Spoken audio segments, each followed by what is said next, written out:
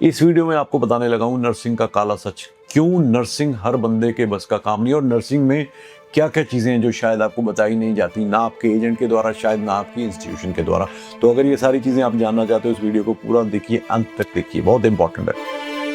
मेरी ये वीडियो उन सभी स्टूडेंट्स के लिए जिन्होंने अपनी 12th जो है वो मेडिकल में की है, और उनके पेरेंट्स के लिए भी, because most of the cases में 12th मेडिकल वाले बच्चे या उनके पेरेंट्स जब हमारे पास आते हैं किसी भी कंट्री के लिए, because it is not specific to only one country, they ask for कि हमें नर्सिंग का प्रोग्राम चाहिए without even consulting with their kid और अंडरस्टैंडिंग द निटी-ग्रिटीज कि नर्स को क्या क्या करना पड़ता है। आपको पता है कि नर्स को एवरी डे पेशेंट्स की बाउल मूवमेंट को क्लीन करना पड़ता है, उनके manage the blood, manage the other fluids, urine, vomit, ऐसे सर्कमस्टांसेस होते हैं जो शायद आपका बच्चा या खुद अगर आप स्टूडेंट हो उसके लिए कंफर्टेबल नहीं हो, और इसमें वर्किंग आवर्स हो, आपको पता ही है कि वो किस तरह से फ्लेक्सिबल नहीं है। तो please I suggest you reconsider just blindly going for nursing. मुझे पता है नर्सिंग के लिए क्यों आप जाते हो, क्योंकि आपको लगता है कि नर्सिंग एक ऐसा प्रोग्राम है जिसके बाद पीआर जो है वो बहुत इजी है। और आपको एक चीज बताऊं, यही चीज आज की डेट में वीजा पॉइंट ऑफ व्यू से आपके अगेंस्ट जा रही है। वो ये इसलिए क्योंकि पिछले तकरीबन 6 महीने में देखा गया, मैं अगर ऑस्ट्रेलिया की बात करूं,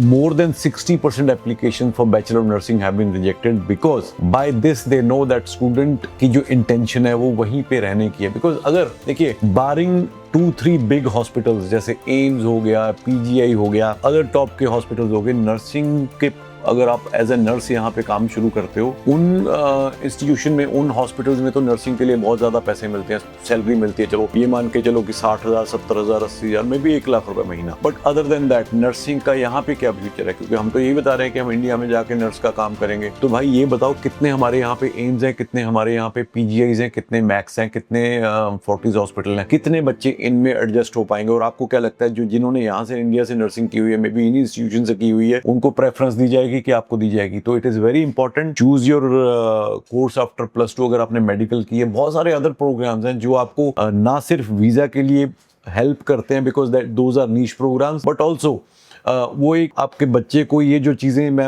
अभी बात कर चुका हूँ, जिस तरह से बॉल मूवमेंट की वजह से उसकी यूरिन, पॉटी और बाकी फ्लूइड्स, ब्लड, उसको क्लीन करना पड़ता है, शायद उसके लिए आपका बच्चा, बेटा या बेटी दोनों कंफर्टेबल नहीं है। तो इस वजह से मैं चाहता हूँ कि आप दोबारा अपने डिसीजन को, अगर आप इसके लिए कंफर्टेबल नहीं हो, बच्चे को प्रेशराइज मत कीजिए, बच्चे को खुद चूज करने दीजिए। हाँ, अगर आपका बच्चा खुद रेडी है ये सारे प्रोग्राम, मतलब ये सारे काम करने के लिए, और वो खुद एम्पैथेटिक है towards patients, towards old age homes, तो ठीक है, उसके लिए आप नर्सिंग के लिए जा सकते हो। बट मैं ऑस्ट्रेलिया के लिए अभी नर्सिंग के लिए आपको ज्यादा रेकमेंड नहीं करूंगा, depending upon the visa outcome in the last 6 months. अगर आपको डिटेल में हमारे से कोई और इन्फॉर्मेशन चाहिए अपने प्रोग्राम सिलेक्शन के लिए, तो आप कमेंट सेक्शन में नर्स लिखिए, हम आपको जरूर कॉन्टैक्ट करेंगे और आपके और भी जो सवाल हैं उनका जवाब देंगे। Thank you so much.